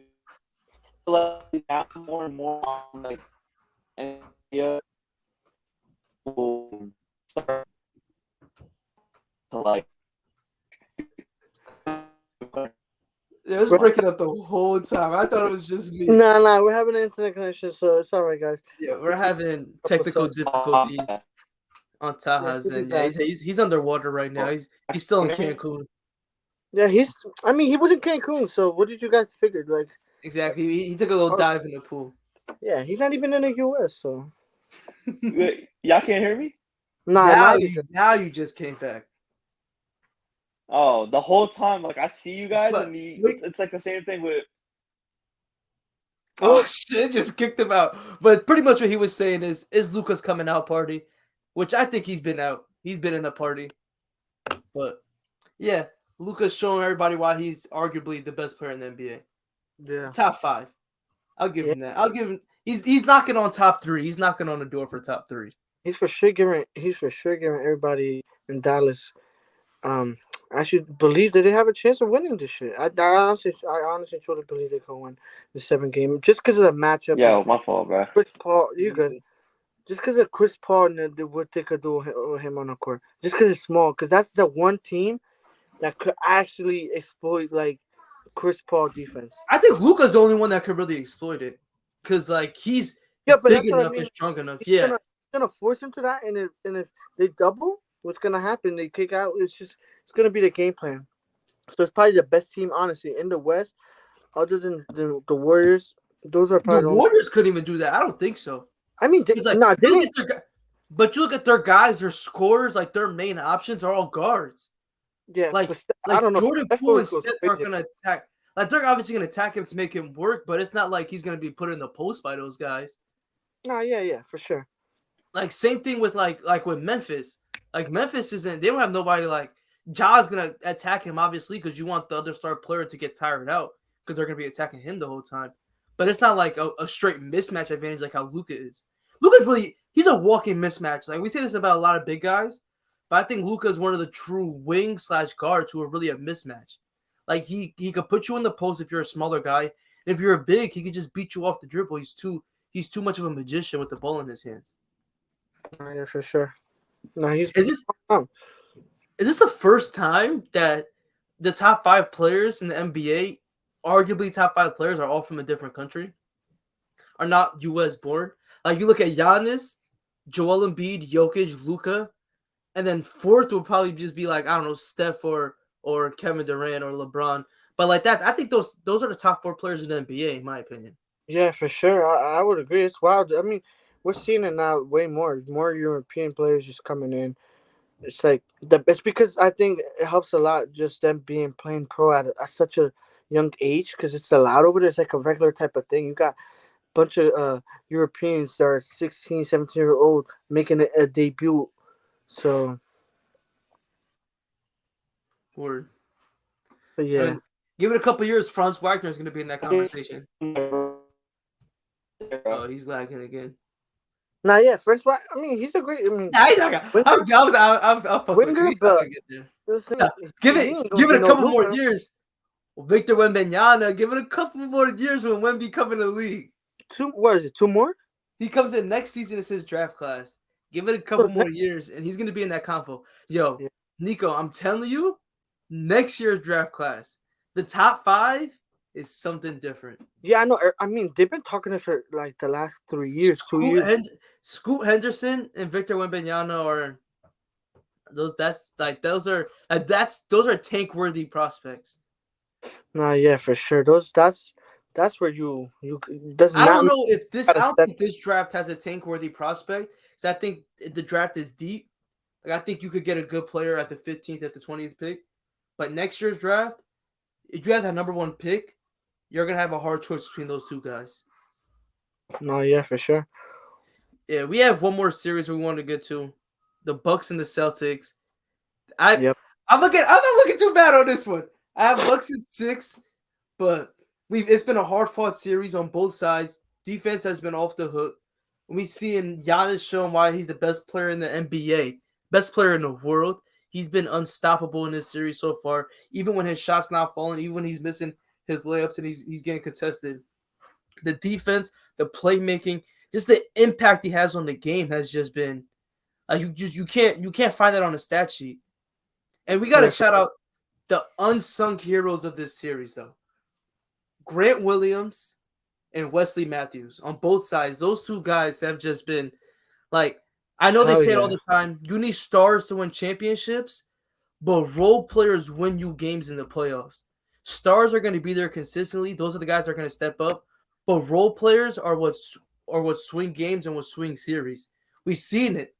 We've seen it in the Sixers series with Danny Green going off in Game 3. We've seen it in this series with Grant Williams in Games 1 and 2. He held Giannis. He played great defense in that series, in that game. We've seen Reggie Bullock doing what he's doing on Chris Paul, hitting the shots that he's hitting. Like, role players swing series, and that's what wins you championships. Role players get you through playoff runs. And we're seeing it now. The work that Wesley Matthews is putting in on Jason Tatum, he's just been like all-world defender at this moment. He's not even doing nothing on offense. And we're talking about, you know what I'm saying? Obviously, Brooklyn wasn't a great defensive team, but KD was on him. Yeah, tough guys like, you know what I'm saying? But there's a difference between that Milwaukee defense and that Brooklyn defense. That was the reason why I picked Milwaukee going into it. Because I'm just not a big believer in Boston's offense. Like, I just don't really trust it to an extent. And I just really believe in Milwaukee's defense. When you're talking about a guy like Drew Holiday, Brook Lopez, man in the middle and the back, they're forcing them into taking the shots that they want them to take. Like what you said before about Philly wanting Miami to take those shots, making the shooters shoot. They're making the shooters from Boston shoot, and the guys that they want to shoot, Grant Williams, Derek White, Marcus Smart, Al Horford, they want those guys shooting the ball. You see Jason Tatum and Jaylen Brown's been killing, but Tatum's been the main one that's like they're eyeing in on him and they're trying to close out on him, make sure he doesn't go off. Nah, yeah, for sure. Nah, I agree. Watching the first game, Milwaukee goes in there, takes a big win, but blows them out the water. Then Boston goes. Saying first game they shot horrible. The second game they go in there and blow Milwaukee. But the third game when I took out of it was I think it goes to 7 games. I think it's at least 6 or 7. Well, now it's gonna have to because they you know what I'm saying. They better hope they win tonight. If they need to win tonight, if they wanted to go that far. But I even if it ends in 5, like I'm not saying that it is, but even if it does, this has been a tough series. Close as hell. It's been close as hell. Like even last game they lost. Shit, it was a crazy ending if you watch that game. You know what I'm saying? They lost off a missed tip-in, 4 missed tip-ins to win the buzz. At least that was one of the best efforts I've seen at a guy missing a free throw on purpose. Yeah. That was Marcus. Shout out Marcus Smart for that. That was one of the best efforts I've seen from that. And that's not the first time they did that. I remember it was the year that the season got cut short because of the bubble. They had a game against Houston, and Jason Tatum's at the free throw line. He misses it on purpose, hits it off the rim. They tap it back out. As time's expiring, Jaylen Brown comes up, hits the 3 to tie the game. Like that's. I do remember that one. I always see that shit on Instagram, and they put "Father stretch my hands" behind it. But that shit is tough as hell. Nah, yeah. That was a great play. It was a great hustle. I think if Milwaukee keeps doing that, forcing just cool not to let Tatum go fire. He's once he's on fire, he's not gonna miss. Make it tough on him, and he's a tough shot taker. Yeah, because on the other hand, you don't see a lot of teams that could stop Giannis. I'm not gonna say that Grant Williams gonna stop him every play, but they got something. But Grant Williams has been the best defender we've seen on Giannis. Like he's coming into that Bam territory. Post defense. I mean, he posts it up a lot. That's his type of game. But like, he's been good. I mean, he's been good. Giannis, he dropped 28 on the second game that they lost. Yeah. Like he had. They're gonna have to live. They're gonna have to live with the other guys making a shot, and that's the only way you're gonna have to try to beat them. At least a way, because if Jason Tatum is not playing good, then you're gonna have to do something. Yeah, you would hope that he bounces back because like I said this to yesterday, like great players don't have bad games back to back. Like they usually come out that game after they have like a really bad performance and come out and at least have a decent one next game. At least play Yeah. better than they did the game before that. And Jason Tatum probably had the worst game. He finished the game with 10 points, with shot 4 of 19 from the field with 3 turnovers, 0 of 6 from 3. Like he finished with 10 points and 3 assists. Like if his assists are low and his points low, that means he just wasn't doing much on the court. He did play good defensively. He had 4 blocks in that game, but like you gotta expect him to at least bounce back. But Yeah, I wanted to sure. ask you this because I heard this on Bill Simmons' podcast, and that kind of made me think: is this sustainable from Drew Holiday? Him guarding Jaylen Brown, just him the way he's guarding them for a full. He's played 42 minutes last game. He's having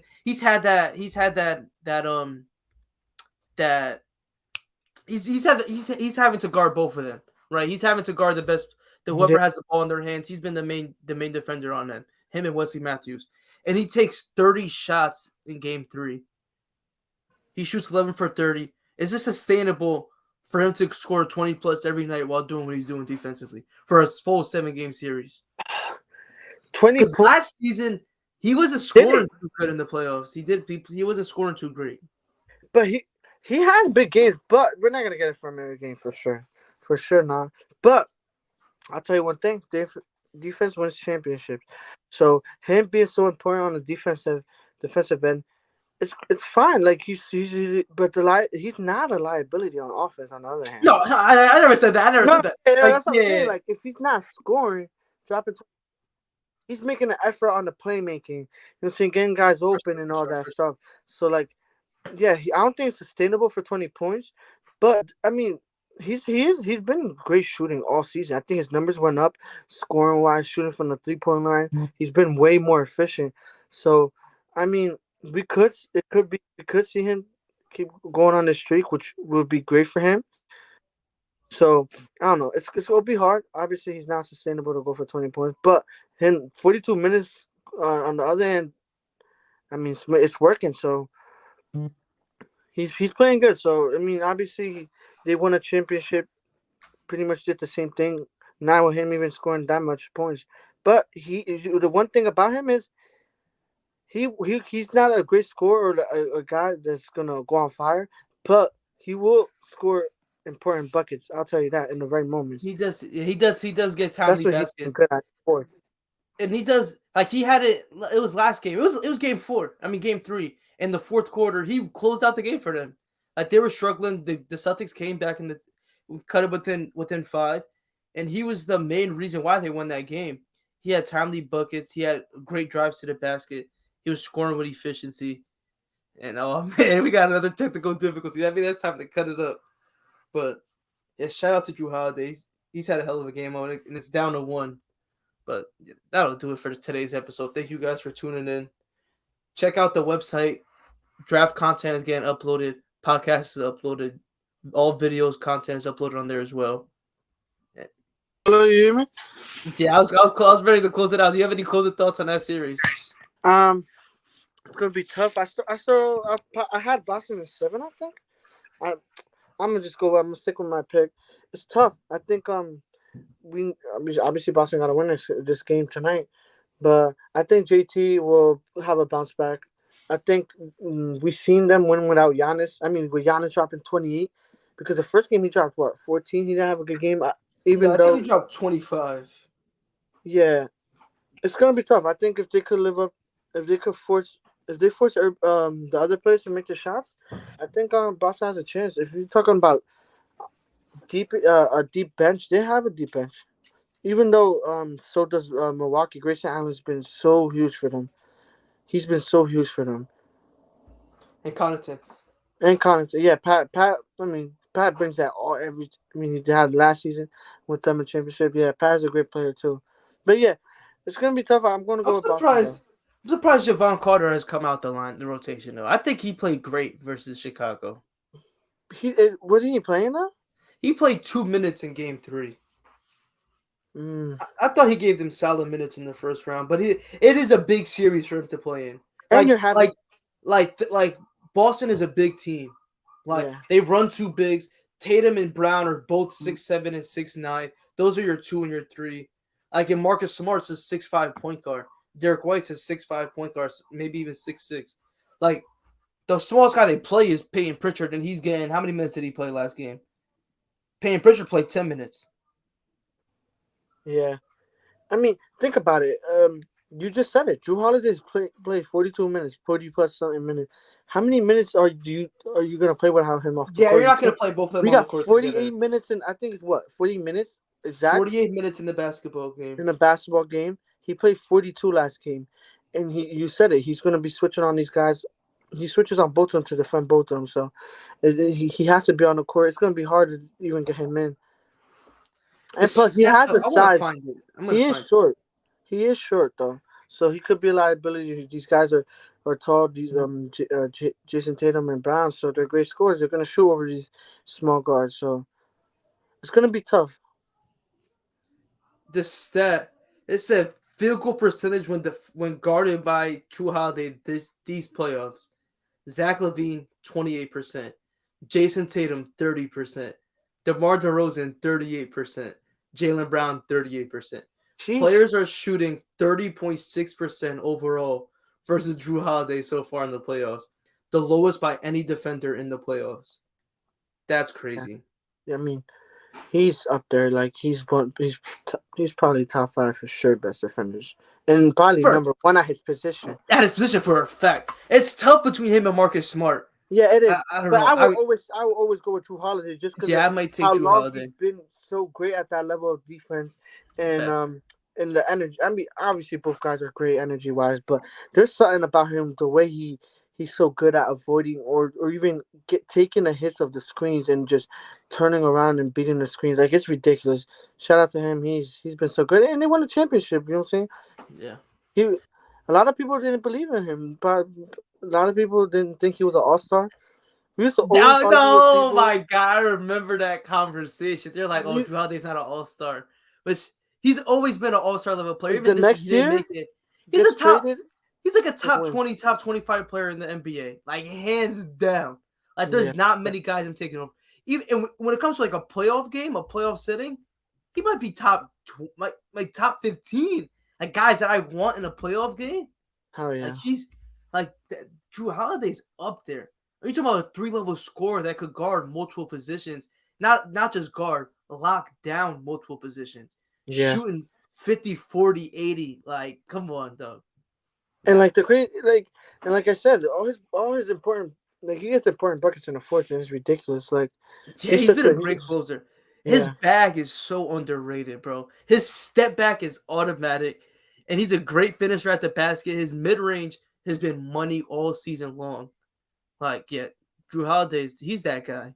Yeah, and we seeing it. No Chris Middleton, and they're doing what they're doing. Yeah, that's major props. That's major props. That's what's crazy. We're not even talking about Middleton, and that was supposed to be a big reason why they lose this series. Yeah, and that's major shout out to Drew and to Giannis and Mike and Budenholzer, because he's definitely gotten better since those times with the early Bucks years with the Hawks. Yeah, he's definitely grown as a coach. We always say he's not a great coach in the playoffs, always bad. He had that one championship and he learned from it. I guess he's going with the same, whatever he learned from that, or he's going with the same style. We've seen the adjustments too. We've seen the adjustments. Yeah.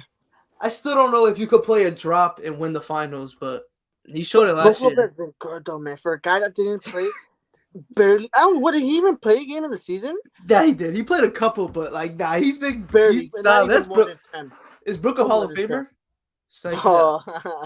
Is Brook Lopez getting his jersey retired by the Nets? Yes, I think they should. For a fact, they have to. He was averaging like what 30 and 10 over there, like for a couple of seasons. Not about it was a 30 and 10, but he was playing. It was at that time. He made multiple All-Star games. I wouldn't be surprised if he made an All-NBA game. I mean, an All-NBA. Milwaukee definitely will, though. I'll tell you that. You think so? Hell yeah, he won a ring over there. He was a big part of it. So you think they're gonna retire multiple guys from this run?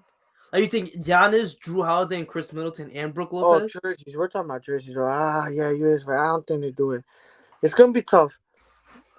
They might fuck around and retire Bobby Porter's jersey before they retire. Because Cause they fuck with him heavy over there, bro. Yeah, they love him, man. They love for sure. He always gets the love out there. Yeah, I was closing it out when you left, but I want to talk about the website. So we do have a website now. We're gonna be I'm uploading my draft content on there. Hopefully Nico gets his big board up soon. Yeah, I gotta get it. I'm gonna get it done. I'll get it done by this week. I promise. I'll get it done. I'll try to get it up by Thursday or Friday. I did a whole first round. I did my top 30 prospects. I am gonna complete and go 30 more, and then after that, I'll probably go 10 or 20 more guys after that. Nah, 10 more guys, 10 undrafted guys. I'll go a 70 man big board. I've been putting in the work. I put up my top 10 point guard rankings for this draft as well. I'm just gonna throw it out there. Yeah, just throw it out real quick. Number 1, I had Jaden Ivey ranked number 1. It was a tweener for me between him as a shooting guard or a point guard, but I was like, at the next level, he's gonna be a point guard in the NBA. So yeah. That's how I really looked at it. At number 2, I had Kennedy Chandler. He's gonna drop for me. I'm starting to feel a little iffy about this pick because the more and more I do my research, the more I hear about him. They're saying he's shorter than 6 foot, and that's a tough ask in the NBA. But I just really like his athleticism. He shot great from the 3-ball. He really reminds me of a prime Goran Dragic when he was on the Suns. That's what he really reminds me of. Like a decent on-ball defender.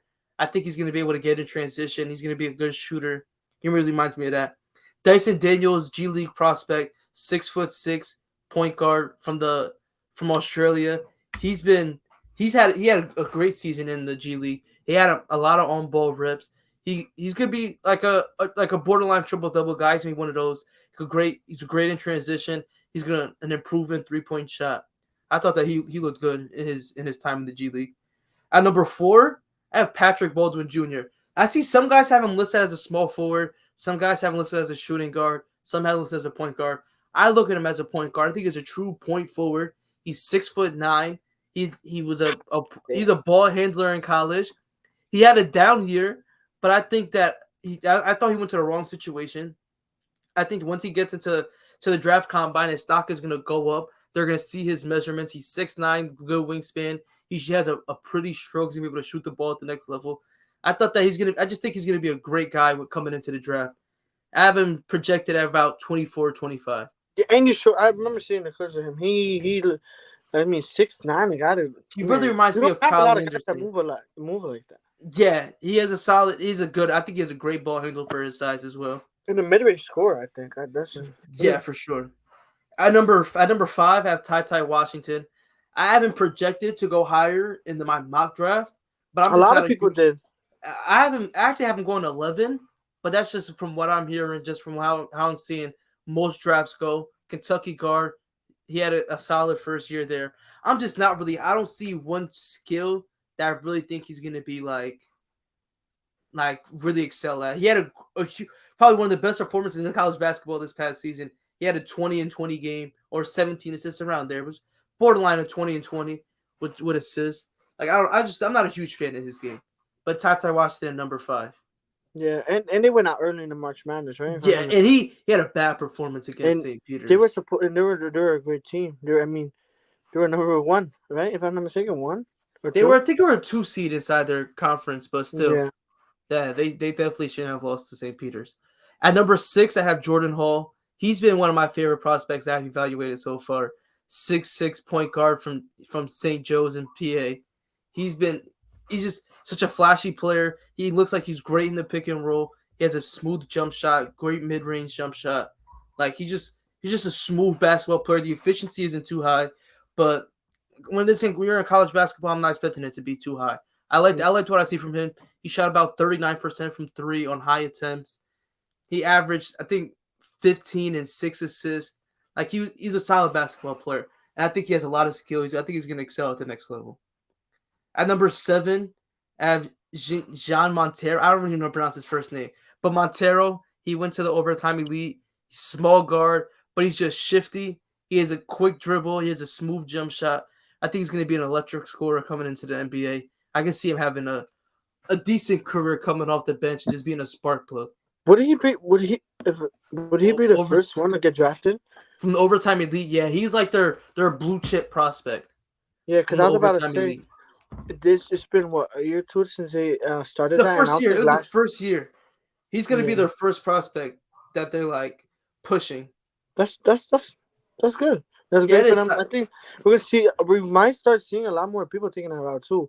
Maybe like because you could still go to college. You know what I'm saying? We're seeing a lot of guys like who just want to focus on basketball instead of going to school. Because if you look, you're gonna go to college. Obviously, not gonna be always in all these classes because of your schedule, like how you gotta travel and all that, your conference and all that stuff. But I mean, guys are. I wouldn't be surprised if guys start taking that route. Facts. At number 8, I have J.D. Davison out of Alabama. He's just an athletic, really athletic guard. Yeah. I'm not. I know what you're talking about. Exactly. He has crazy bounce, crazy hair. I want to see how much more he could develop. He might go back, but I think he's going to end up keeping his name in the draft. Probably go early second round, maybe even a first round pick. And they played with 3 guards too, so it was hard for him. Yeah, exactly. It was a tough situation for him, but almost he's definitely going to bring a lot of energy to the basketball court. At number 9, it's overseas prospect Hugo Beason. I haven't done much research on him. He's still coming up for me to evaluate. But from what I've seen, from what I've read, he's a good shot maker. He's gonna bring leadership. He's a young guy. I'm not sure the exact country he's from, but he has a lot of. He's very high on a lot of people's scouting reports, and a lot of draft evaluators really like him. And at number 10, I have Scottie Pippen Jr. I was a big fan of him at Vanderbilt. Ooh. I think he's gonna go undrafted, but I think he's got a chance to get her from the gutter, go take the G League route, and really come up and make an NBA career out of it. Yeah, for sure. He has good size at the guard position. I used to watch him a lot in high school. He was crazy. Just a great defender. I'll tell you that. Yeah, he's a dog. I like him a lot. Such a great defender. Yeah. I'm a big fan of him too. Yeah, but that'll do it for today's episode. Thank you. This is a long one. Yeah, this is a long one. But we'll be back Thursday, reacting to the games that over the next couple of days. Maybe another coach signing will pop up. Probably, I wouldn't be surprised. Once that first domino falls, the rest of them start coming after that. Yeah, because usually teams are trying to pick up. They're trying to pick up somebody or whatever's best available before someone else can. Yeah, and I'll have my shooting guard ranking out. I'll probably upload it right after we're done with this. I've already done with that one. Top 10 on that too. That'll be on the website. I'll talk about it next episode. But thank y'all for tuning in, and